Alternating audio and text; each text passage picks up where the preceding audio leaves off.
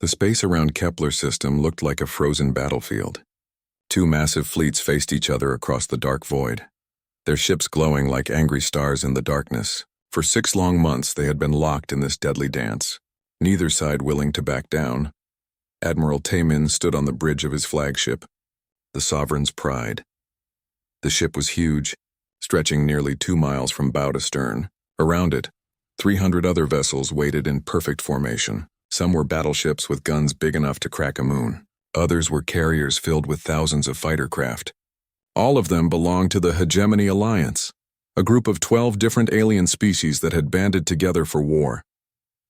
Across the void, Commander He-jin watched from her own flagship, the Dark Harvest. Her ship was just as large but built differently. Where the Hegemony ships were white and gold, hers were black and silver. The Void Collective had fewer ships, but each one was deadlier. They had spent centuries perfecting the art of war. Both commanders knew this battle would decide the fate of the Kepler system. The planets here had rare metals that could power ships for 1,000 years. Whoever controlled them would control this part of the galaxy. That's why neither side could retreat.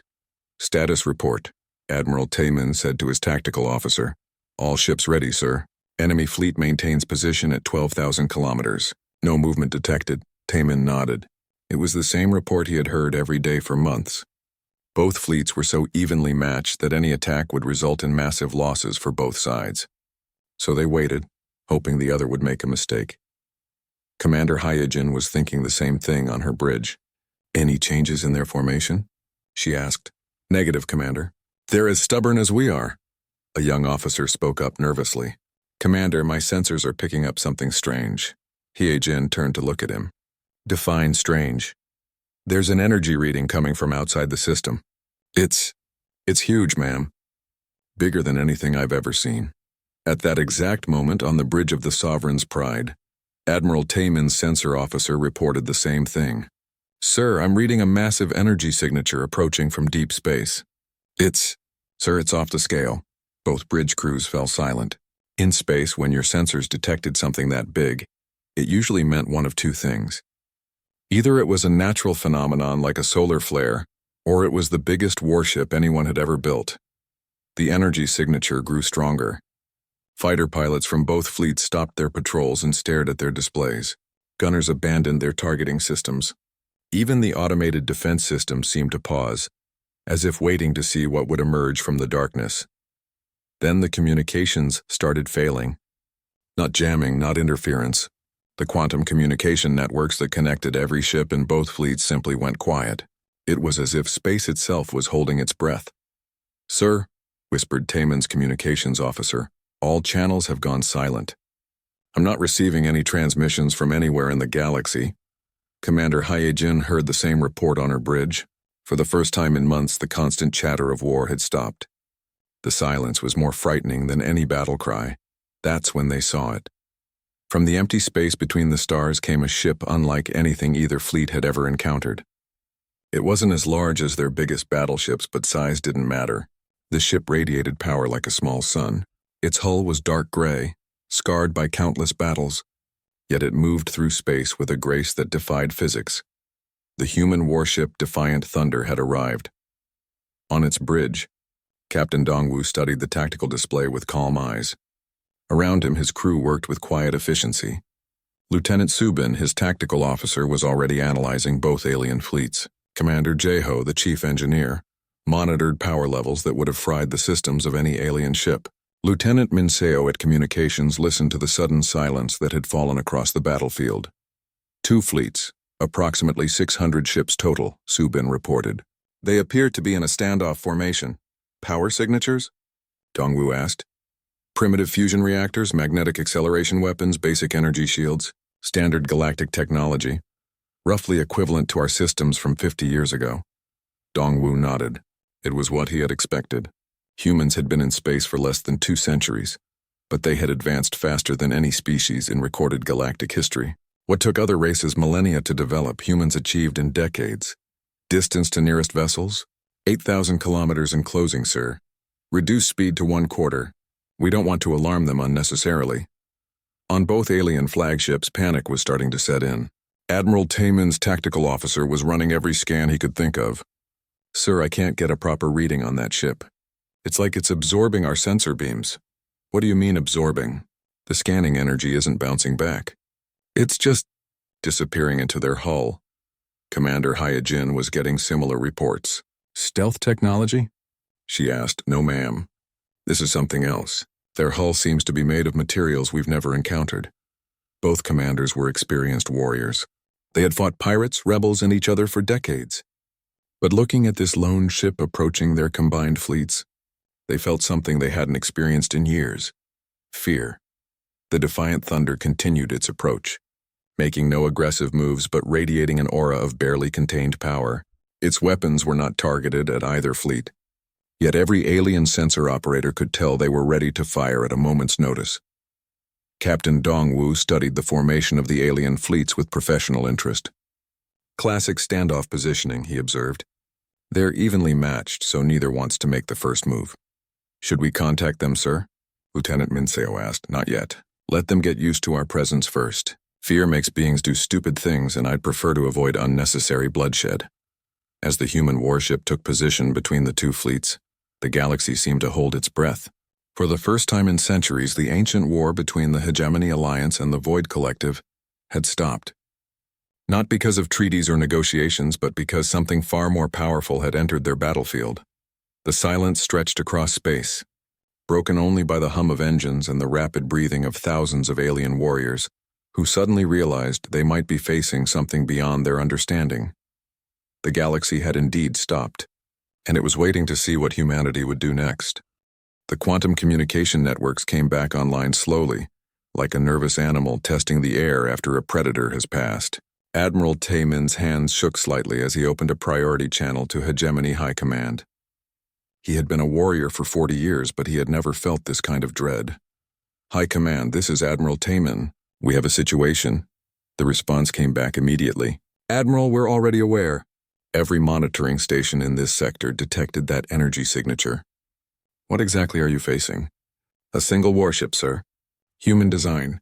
It just appeared between our fleets." There was a long pause on the other end of the communication. When the voice returned, it sounded older, more tired. "Admiral, you're being sent classified intelligence files immediately. Read them carefully.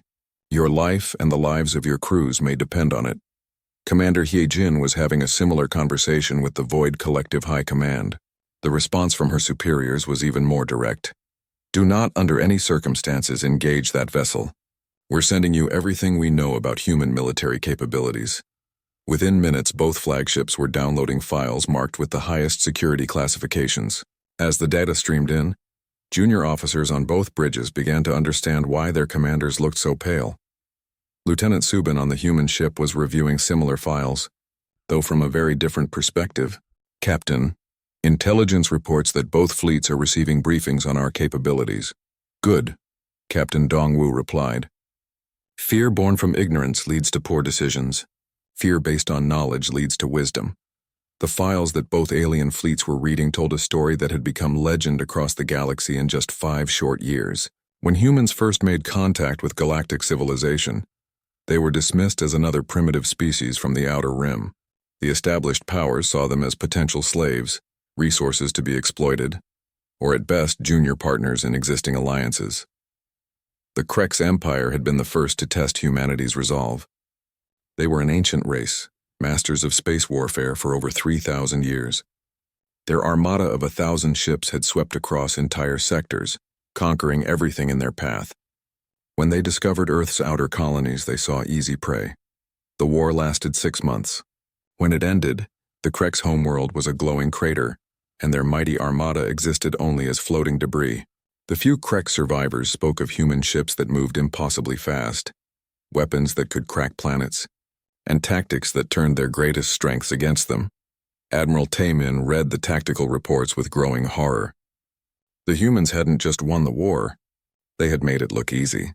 Krex battleships that had terrorized the galaxy for millennia were destroyed by human vessels half their size. The famous Krex battle formations, studied in military academies across known space, had been shredded like paper. Commander Hyejin was reading about the Zephyrian Federation's attempt at diplomacy. The Federation was known for their cunning, their ability to manipulate other species into fighting their battles for them. They had approached humanity with offers of alliance promising to share technology and resources. The humans had agreed, but with conditions.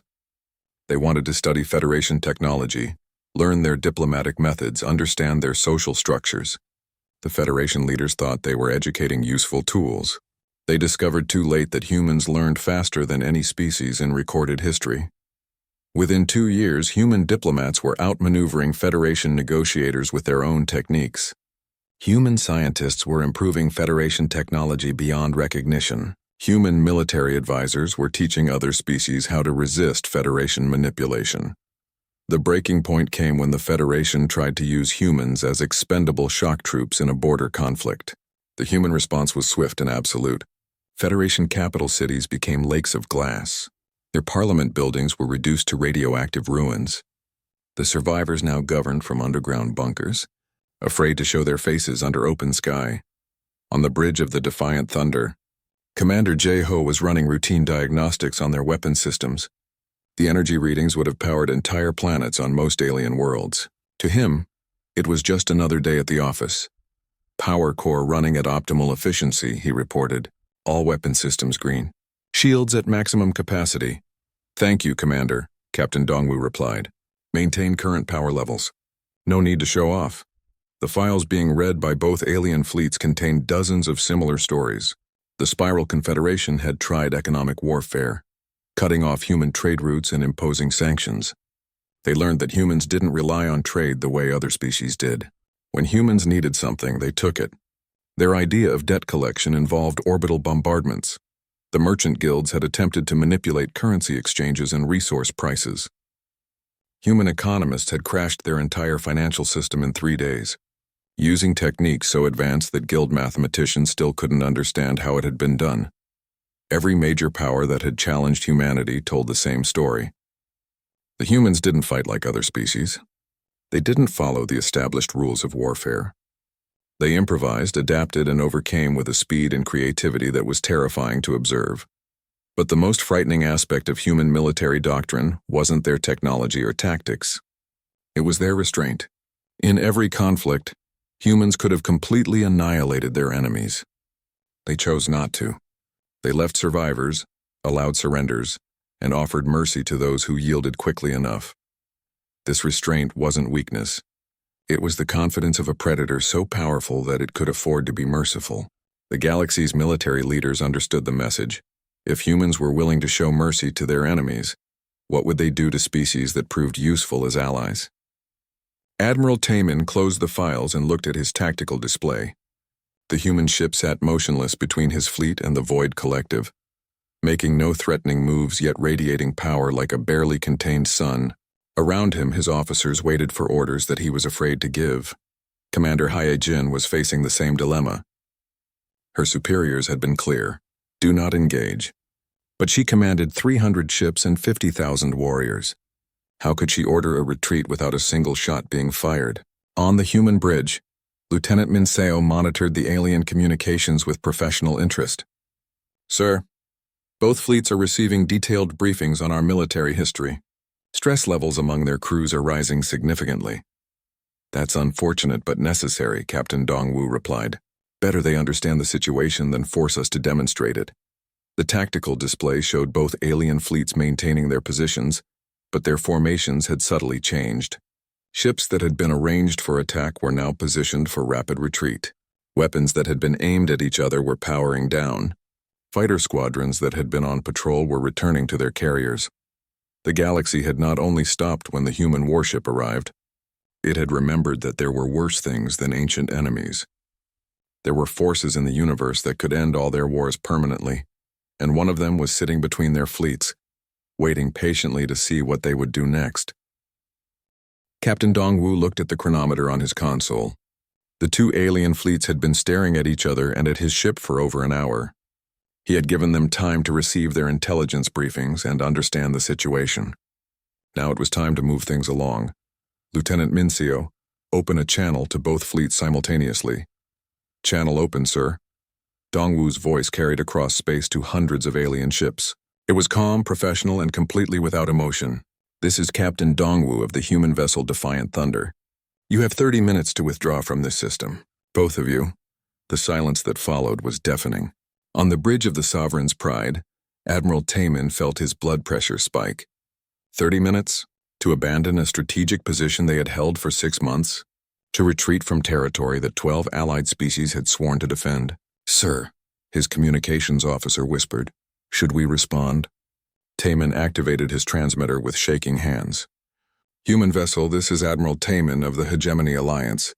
This system is under our protection by ancient treaty. We have legal claim to these territories signed in the blood of our ancestors. Our honor will not permit retreat." Commander He-jin's response came immediately after. "Captain Dongwu, this is Commander Hae-jin of the Void Collective. My people have died for this system. Our resources are committed, our positions are secured. We cannot simply abandon what we have fought to achieve." Captain Dongwu listened to both responses with the patience of someone who had heard identical arguments dozens of times before. On his tactical display, Lieutenant Subin was updating threat assessments and target priorities with mechanical efficiency. "Captain," Subin reported quietly, "both fleets are maintaining combat readiness. Approximately 600 vessels total. Estimated time to disable all hostile forces. 12 minutes assuming standard engagement protocols." "Let's hope it doesn't come to that," Dongwu replied. "Continue monitoring." On the bridge of the Dark Harvest, Commander Hae-jin was receiving updates from her intelligence officer. "Ma'am, I've been analyzing human intervention patterns across the galaxy. In the last year alone, they've ended 7 major conflicts, Murray. How? By making the same demand, ma'am. Withdrawal in 30 minutes, or they demonstrate why withdrawal is preferable to resistance." Hae-jin studied the tactical display showing the lone human ship positioned between 2 massive fleets. "And if the combatants refuse?" "According to the reports, no one has ever lasted longer than 15 minutes in active combat with a human warship." Admiral Taemin was receiving similar updates from his own staff. His tactical analyst, Captain So-young, had been studying every available record of human military actions. Her report was not encouraging. "Sir, humans don't engage in traditional fleet combat. They don't fight fair. They don't follow established rules of engagement, and they don't accept surrender once hostilities begin." "What do you mean?" "They end conflicts, sir, completely. When humans decide a war is over, it's over. The only choice left is how many people die before everyone else accepts that fact." Lieutenant Min Seo on the human bridge was monitoring communications between ships in both alien fleets. "Sir, there's significant discussion among their junior officers about immediate withdrawal. However, both fleet commanders are under pressure from their home governments to maintain position." "Politics," Dongwu sighed. "The galaxy's most persistent disease. How much time remaining?" 22 minutes, sir." Across the battlefield, individual ship captains were making their own calculations. Many had read the intelligence files.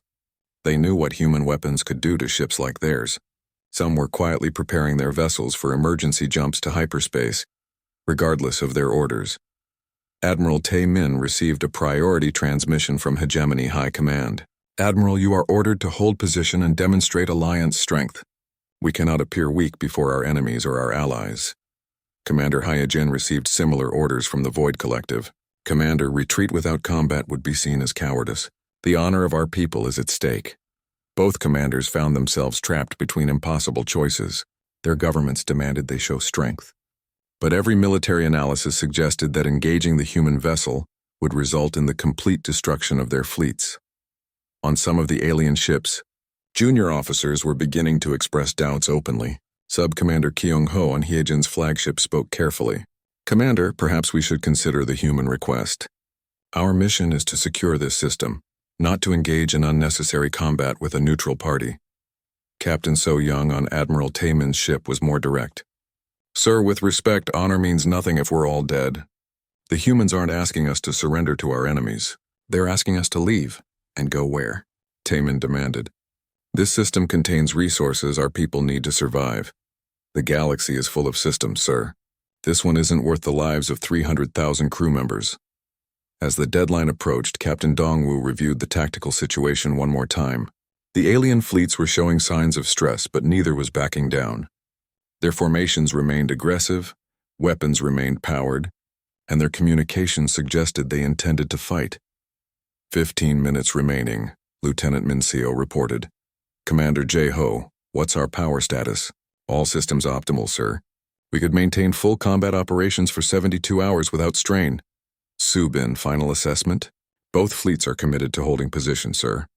Probability of voluntary withdrawal less than 5%. Dongwu nodded slowly. He had hoped it wouldn't come to this, but he had been in similar situations before. The galaxy was full of species that confused stubbornness with courage, politics with strategy, and pride with wisdom. "Attention all stations," he announced to his crew. "Prepare for combat demonstration. Standard protocols: disable, don't destroy. We want survivors to spread the word about what they witnessed." "Aye, sir," came the responses from around the bridge. With 10 minutes left on the deadline, both alien fleets received their final orders from home. "Hold position. Show strength. Do not retreat under any circumstances." Admiral Taimin and Commander Haye Jin looked at their displays and saw death approaching in the form of a single human warship. They had been given orders they couldn't follow and couldn't disobey. In a few minutes, they would discover why the galaxy had learned to fear the sound of human engines in the darkness. Captain Dongwu watched the chronometer count down the final seconds. He felt no anger toward the alien commanders, no satisfaction at the coming demonstration of power. They were simply beings trapped by their own politics and pride, about to learn a lesson that hundreds of other species had learned before them. "Time," Lieutenant Minseo announced quietly. "Begin demonstration," Captain Dongwu ordered. The galaxy was about to remember why it had stopped when humanity entered the war zone. The defiant thunder moved like death itself across the battlefield. One moment it hung motionless between the two alien fleets. The next it was accelerating toward the center of the conflict zone at speeds that should have been impossible for a ship of its size. Admiral Taimin watched his tactical display in horror as the human vessel covered 12,000 kilometers in seconds. "That's impossible," he whispered. "Nothing that large can accelerate at those rates." His science officer was frantically checking readings. "Sir, they're pulling over 40 gravities. Any crew should be dead from the acceleration alone. Unless they have gravity compensation technology far beyond ours," Captain So Young replied grimly. The human ship didn't just move fast, it moved with precision that violated every principle of capital ship combat.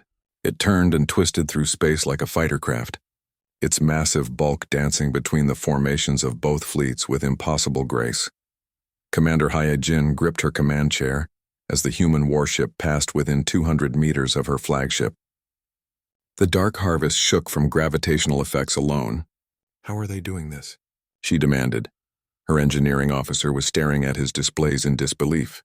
"Commander, they're using some kind of inertial manipulation system. They're not fighting gravity. They're controlling it." Lieutenant Subin on the human bridge was calmly calling out targets as they passed through the alien formations. "Forward batteries have lock on the Hegemony flagship's main weapons array. Starboard weapons tracking 3 Void collective heavy cruisers. All systems ready for precision strikes." "Acknowledged," Captain Dongwu replied. "Remember, we want to disable, not destroy. These people need to go home and tell others what they saw." The first demonstration of human weaponry came as the defiant thunder aligned itself with Admiral Taimin's flagship. A single beam of coherent energy lanced out from the human ship, striking the Sovereign's Pride's main gun turret. The massive weapon complex simply vanished, vaporized so completely that there wasn't even debris. "Primary weapons offline," Taimin's damage control officer reported in a shaking voice. "No casualties reported. The beam cut through our armor like it wasn't there, but it only destroyed the weapon systems." The human ship was already moving to its next target. Commander Haye Jin watched in fascination and terror as her own flagship came under attack. The human weapon struck their shield generators with surgical precision. The shields that had protected them from 6 months of enemy fire collapsed in an instant. "Shields down," reported her tactical officer. "But sir, they could have hit our reactor core just as easily. They chose not to." This realization was spreading through both fleets. The humans weren't trying to kill them. They were demonstrating their ability to kill them whenever they chose. It was more terrifying than any direct attack could have been. The defiant thunder moved through the combined fleets like a shark among minnows. Its weapons fired with mathematical precision, each shot destroying exactly what the humans intended and nothing more. Main gun batteries vanished. Shield generators exploded, Fighter bay doors were welded shut. Command and control systems went offline. Commander J-Ho monitored their power output from the human engineering section. "We're operating at 30% efficiency," he reported to his staff. "No need to strain our systems for this demonstration." One of his junior engineers looked puzzled. "Sir, if we're only using 30% power, what would full power look like?" "The complete annihilation of both fleets in approximately 90 seconds," J-Ho replied matter-of-factly. "We're trying to make a point, not commit genocide." The demonstration continued for exactly 12 minutes. In that time, the Defiant Thunder systematically disabled the primary weapons of 50 capital ships, destroyed the entire fighter screen of both fleets, and eliminated the shield generators of every major vessel in the battle zone. The human ship's artificial intelligence, with the dry humor typical of human AI systems, began broadcasting running commentary on the tactical failures it was observing. The transmission was sent on open channels so that military academies across human space could use it as a training tool. "Note the inefficient spacing of the hegemony formation," the AI commented as it directed weapons fire. "Ships positioned too close together, creating multiple targets for single shots.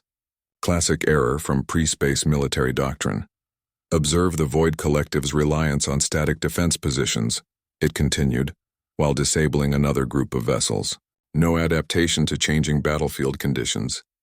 Textbook example of rigid tactical thinking."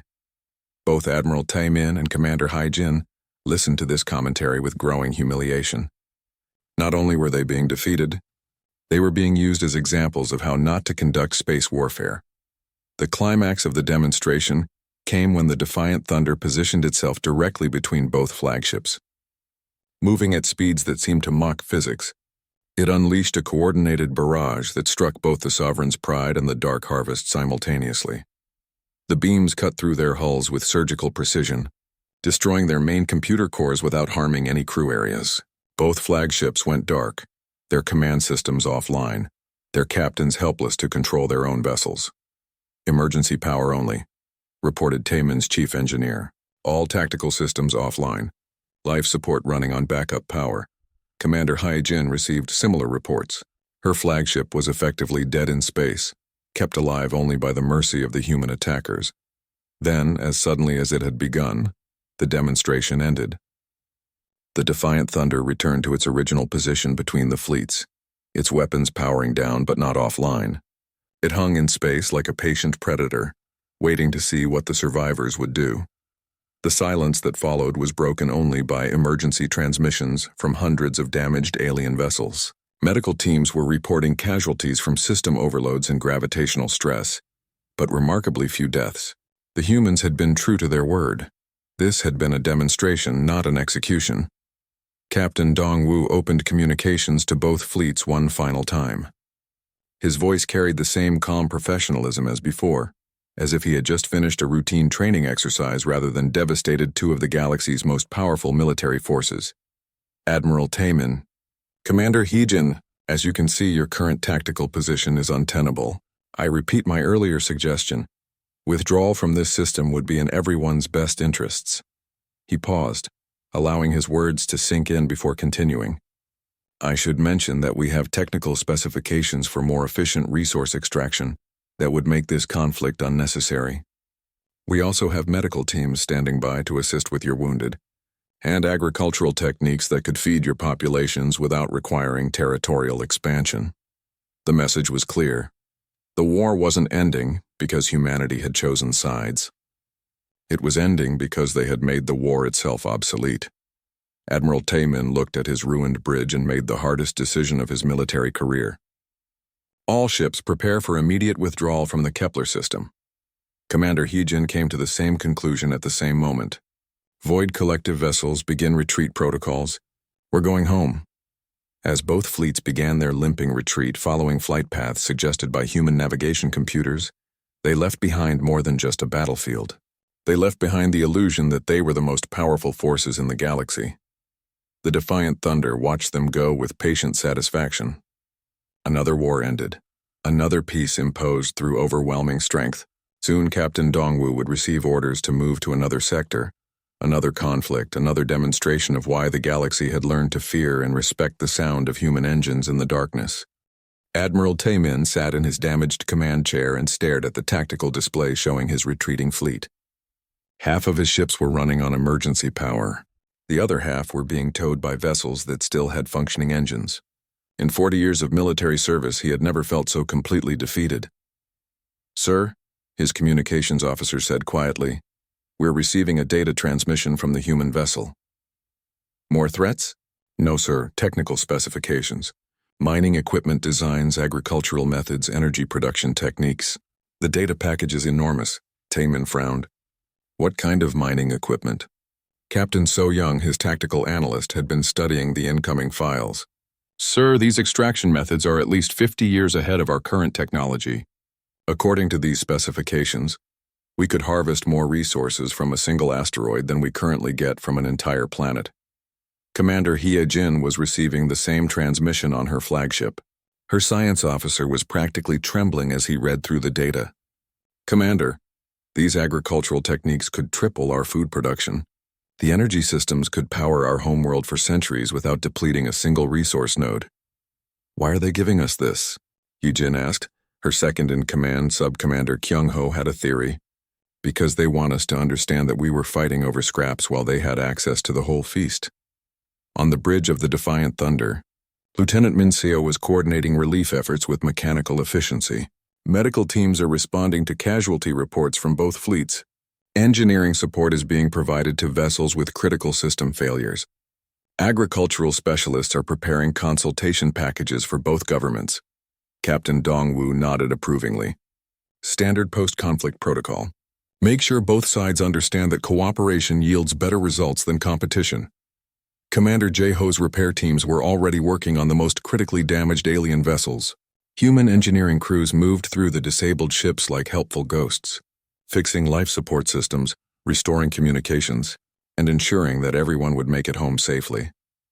The alien crews watched these repairs with a mixture of gratitude and bewilderment. These were the same humans who had just systematically dismantled their fleets. Now they were working around the clock to keep alien crew members alive and comfortable. "I don't understand." "Them," one hegemony engineer muttered to his colleague as human. "Technicians replace their damaged power couplings. They defeat us completely, then help us repair our ships."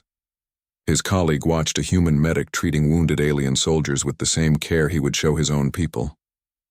"Maybe that's why they keep winning. They don't see us as enemies to be destroyed. They see us as problems to be solved." Lieutenant Subin was updating the tactical database with observations from the engagement. Both fleets showed standard galactic military doctrine. Predictable formations, conventional tactics, reliance on outdated technology. Threat level, minimal. "Recommendations?" Captain Dongwu asked. "Both species show potential for rapid technological advancement if properly guided. Suggest standard integration protocols, technology sharing, educational exchanges, gradual introduction to Galactic Confederation policies." This was how humanity had been ending conflicts across the galaxy, not through conquest or domination, but through making war itself obsolete. They offered defeated enemies something better than victory. They offered evolution. As the last of the alien fleets prepared to jump to hyperspace, Admiral Taemin made a decision that would change the course of galactic history. He opened a communication channel to the human vessel. "Captain Dongwu, this is Admiral Taemin. I formally request a diplomatic meeting between the Hegemony Alliance and the human government." Commander Hye Jin, monitoring the transmission, quickly added her own request. "The Void Collective also wishes to establish formal relations with humanity." Captain Dongwu smiled slightly. It was the response he had hoped for but hadn't expected so quickly. "Both requests will be forwarded to Earth Diplomatic Corps. I believe you'll find our negotiators more reasonable than our military commanders." What neither alien leader yet understood was that human diplomats were just as formidable as human warriors. They didn't threaten or demand. They simply presented options and allowed other species to choose the path that made the most sense. Within months, both the Hegemony Alliance and the Void Collective would discover that joining the growing human confederation offered them everything they had been fighting for, plus advantages they had never imagined. Trade routes that spanned half the galaxy, technology that made their current equipment look like stone tools, protection from threats they didn't even know existed. The price was simple: no more wars between Confederation members. Disputes would be settled through arbitration, not annihilation. Resources would be shared efficiently rather than hoarded jealously. Ancient grudges would be set aside in favor of mutual prosperity. Lieutenant Mincio received a priority transmission from Earth Command as the alien fleets completed their withdrawal. Sir, new orders from Fleet Command. The Arcturus sector requires diplomatic intervention. 3 species locked in a territorial dispute over asteroid mining rights. Estimated time to resolution? Captain Dongwu asked. Based on previous interventions, approximately 6 hours once we arrive on station. Excellent. Set course for Arcturus. Standard approach. Arrive quietly, assess the situation, offer reasonable alternatives to mutual destruction. As the Defiant Thunder turned toward its next assignment, both Admiral Taemin and Commander Heejin watched it go. The human ship accelerated smoothly into hyperspace, leaving behind a battlefield that would never see combat again. In the months that followed, the Kepler system would become a model of interspecies cooperation. Hegemony mining specialists would work alongside Void Collective engineers, using human technology to extract resources more efficiently than either species could manage alone. The planets that had been prizes to be fought over would become symbols of what could be achieved through collaboration. Other conflicts across the galaxy were ending in similar ways. Ancient enemies were laying down arms not because they had grown tired of war, but because humanity had shown them something better.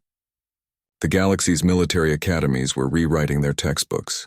Political leaders were discovering that negotiation yielded better results than threats. Captain Dongwu reviewed the situation reports from across human space as his ship traveled to its next assignment. 17 major conflicts ended in the past month.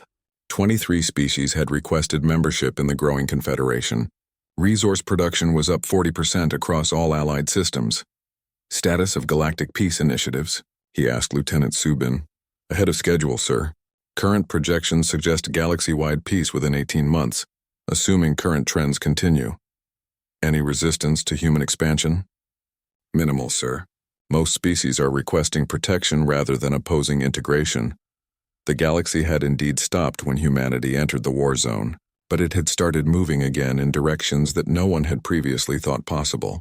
Ancient conflicts were ending not in victory or defeat, but in the realization that the conflicts themselves had been unnecessary. Wars that had raged for millennia were becoming footnotes in history books. Species that had been mortal enemies were becoming allies, then friends, then partners in building something larger than any of them could have achieved alone. The Defiant Thunder continued its journey through hyperspace, carrying peace in its wake like a ship carrying wind. Behind it, the galaxy grew a little more civilized, a little more cooperative, a little more human in the best sense of the word. The age of endless war was ending. The age of human-guided peace was just beginning.